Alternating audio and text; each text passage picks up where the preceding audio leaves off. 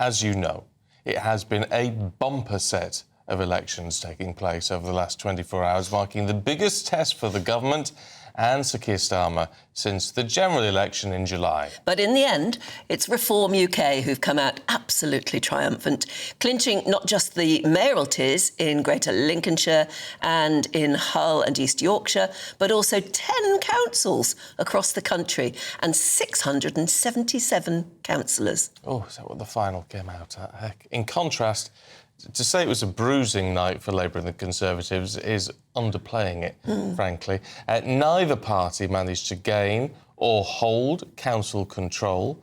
The Tories were hit the hardest. I mean, they had the most seats up for grabs, so that was inevitable, really. Hemorrhaging 677 seats, Labour lost 189. But there were glimmers of success in the mayoral races, with Labour bagging the West of England, Doncaster and North Tyneside. The Conservatives held on to Cambridgeshire and Peterborough. It was also a very good day, actually, for the Liberal Democrats. They picked up 163 seats and control of 3 councils. That puts them second. So Reform first, Lib Dems second. Yeah, which puts the others third and fourth, which is, I mean, who would have thunk? Here's what the main party leaders have been saying following those results. Get it. We were elected in last year to bring about change. That's what people desperately want. We started that work. The NHS waiting lists are down. Wages are up more than prices. Interest rates are down. But the message from these results, I think, is go further, go faster. That chimes with what I want to do. We always knew that this was going to be a challenging election. I'd been saying that right from the minute that I became leader of the party late last year. And we are renewing our party, we are rebuilding, but it's going to be a long journey. The Conservatives have been routed. People didn't like them last year at the national level. They haven't liked them, what they've been doing at the local level. And they've really responded to a very positive campaign from the Liberal Democrats about doing things in the community, getting things actually done. And whether it's fixing potholes or sorting out social care, Liberal Democrats, I think, have been listening to people, and people have liked what we've said.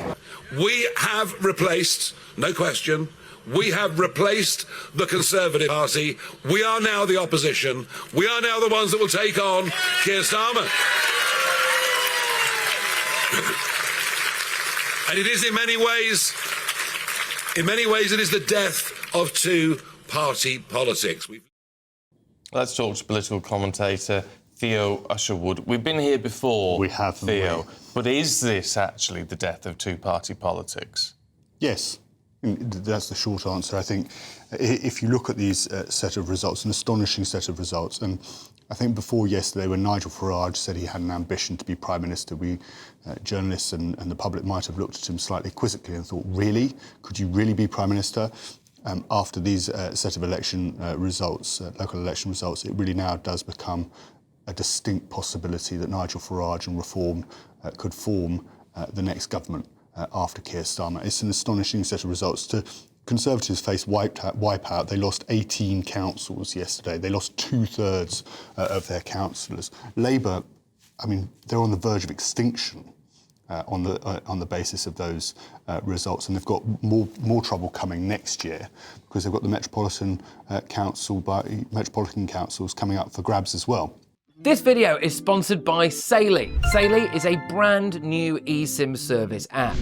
What it does is get you a local SIM card that you can use when you're travelling, so you don't have to pay those crazy roaming fees just to send a text back home. They've got eSIM plans in over 160 countries and 8 regions, so pretty much wherever you're going, they'll be able to make sure you're connected. So how does it work? Well, all you've got to do is hit our link in the description to download the app. It will work on iOS or Android. Buy a plan, you can choose the best time frame for you, and then just install the eSIM on your phone. When you land at your holiday destination, you can activate your plan instantly. Saily eSIMs only ever have to be installed once, so when you go on your next trip, you just buy a plan for a new country, turn that eSIM back on, and just like that, you could be watching the GB News YouTube channel.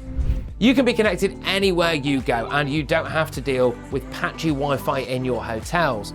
So get sorted for your next trip by downloading Saily using the link in the description below, and if you use our code NEWS at checkout, you'll get an exclusive 15% discount on us.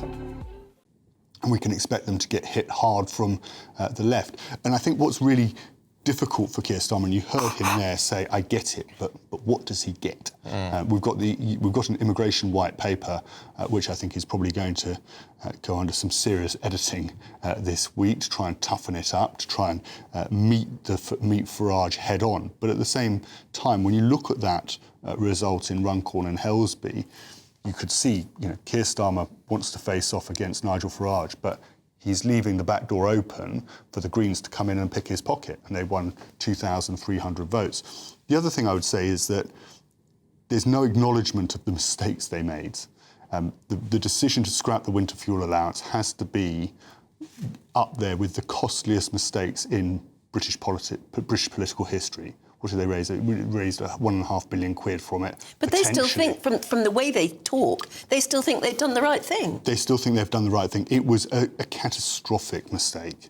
You cannot and the decision around the personal independence payments as well.